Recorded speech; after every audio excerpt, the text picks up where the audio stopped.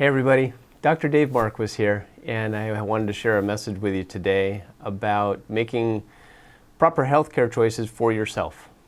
And I emphasize for yourself because we're all unique, and we need to remember that, because there's no blanket policy that fixes everyone's ailments. We all come to this planet as a unique package, and we're going to leave as a unique package. There are some commonalities that you can learn about yourself that might be also applicable to other individuals, but there's also subtleties within those commonalities in terms of if it's something that you're putting into yourself, it might be a different dosing, it might be a different timing of something. So I like to emphasize the uniqueness of everybody and throw that out there as a preface to what I have to say today. Over the last 2 years, there's been a consistent theme perpetuated in the media that has precipitated fear in everybody. And you could feel it, it's palpable. When you go outside of, like I kind of consider my office and my home two of my sanctuaries because I don't feel it there. But it's kind of strange when I walk into a grocery store, it's like, whoa, where did I just go? And you could feel it. I know that you know what I'm talking about. And it's like some of the love and trust and compassion and empathy that we would normally have as human beings for one another, it seems to be pushed down someplace. And that's not comfortable to me. I went into what I do in healthcare because I like helping people and I like being around people. I'm not necessarily the most social guy outside, but I really do like helping people. I look out at humanity in that sense that there's always room for improvement in every single one of us, including myself, on a daily basis. And as long as we're working to improve ourselves and try and better the world for others, we should have a pretty good place to live in. But when we're looking at each other with this lens of fear as to what is that person going to do to me, the love's gone. And so most of what we're hearing in the media right now is pushing that agenda. What is this person going to do to me? And we need to get past that. We need to turn off that noise. Just stop listening to it completely. Because the directions have been poor at best. And in many cases, blatantly off base. So, from the beginning of this whole thing that we've been living through together, I've been sharing common sense ideas based on science. And I keep hearing things like, well, the science is settled, or the debate is over. And I would encourage you to recognize that if you hear either of those phrases out of someone's mouth, that's not truth, because science is never settled. And the moment the debate is over, now you can't learn from one another. We should always be able to agree to disagree on something without getting angry. And we should always be able to ask a question about something that has to do with what we're going to do to or for our bodies. And understand the science behind it, rather than just a blanket statement that some ethereal entity out there did the work and it's all done and you never have to look at it again. Because that's not real science. Science is continually asking questions and learning and correcting what you did wrong. Because we're imperfect. Me, you, all of us.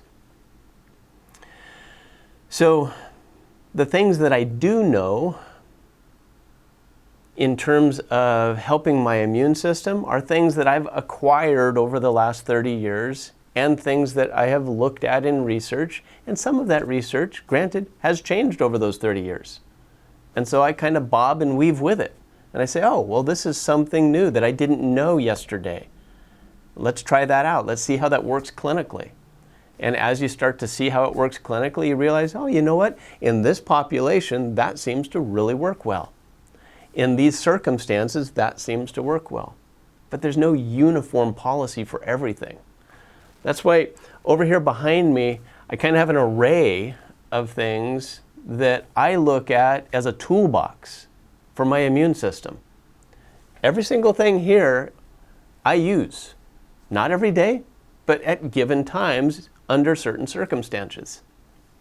So I've put together over the last couple of years what we call an immune protocol. And it's really applicable to any viruses, any infectious states that you might encounter, because we all do and we all will. That's another thing that you can't hide from a virus, ever. They're everywhere. We live with them. They're part of our microbiome. And the best thing that you can do, in that context is maybe personal hygiene, keeping your airways clear, washing your hands, staying well hydrated, proper sleep, rest, exercise. Matter of fact, Kaiser Permanente did a really interesting study on 50,000 of their patients that have been dealing with COVID, and they found the number one best outcome for all of them was their activity level. And what have we been told to do all along? Is shelter in place? That doesn't work. We need to be outside and moving, getting that sunshine on us. So today's message is really about not embracing fear, because fear always distracts us from making appropriate choices. If you see that you're getting animated and worked up about something, take pause and recognize that you're expressing fear in that moment. Go take a walk, get outside, and allow your mind to just settle. Really look at information from both sides of any topic that you're discussing. Be open-minded to another individual's input, meaning that you're not formulating your words while they're talking. Allow yourself to take in information and chew on it. See how that sits with you. Does it correlate with what you've experienced in life? Does it really fit well? And if not, then say, well, maybe I need to table that for a little bit and do a little bit more research. We shouldn't be in a rush to make decisions that can have lifetime implications on our body. I've seen too many people having autoimmune responses in the last 18 months for me to be comfortable with some of the universal application of things that are being recommended right now. And I think that we need to consider that in a very serious way, that some people's bodies shouldn't be receiving things that other people's bodies are receiving. And so I think individual choice on anything that you either put into yourself through your skin or through your mouth has to be preserved. The fundamental things that I shared early on still stand.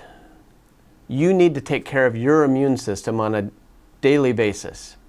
One thing that I do for my own body and I do for my family, and it's worked out quite well, and I'll share with you, I've had 5 family members that have had COVID, and they've all recovered quite well. I've had at least 50 of my patients, same thing, deal with that virus and come out quite well. Things that we have done that have worked well are vitamins A, C, D, zinc, glutathione, quercetin, melatonin. If it's settling in the airways, nebulized hydrogen peroxide, rectal insufflation of ozone and drinking ozonated water, lots of sunshine, light exercise, proper sleep, hydration. These are all things that I know to help because I've seen them. I've experienced it myself. Now, the dosing and the frequency will vary by individual. So I've put together a protocol that people can be aware of as a rough template, but that's certainly not a cure by any means for anything. But it is a way that you can help your immune system be ready for anything. And that's really what true health is all about, is being fluid in your capacity to respond to your environment so that you're not always abruptly reactive and inflammatory in a given situation, which is what we're seeing with autoimmune patients.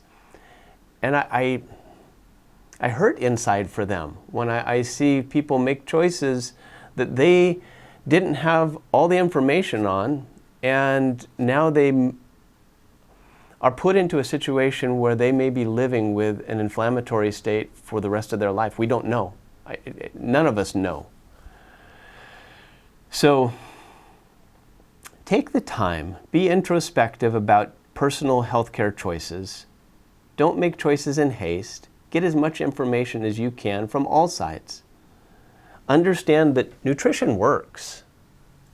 That's not even something that you should shy away from. You should embrace nutrition and find out where your body's needs are. And everyone's going to be a little bit different on each of the levels. I've seen some people that genetically, they just don't make vitamin D well from the sun. And I've seen other people that just don't convert beta-carotene to vitamin A or retinol very well, genetically. I've seen other people who, because of things that they've done to their body through lifestyle and diet, have damaged their intestinal tract, and they need more zinc than the person next to them. But these are all key things that the body needs to fight infection and make your immune system work well. So you got to learn what works well for you and how much you need and how frequently. So I hope that this message is helpful and uplifting.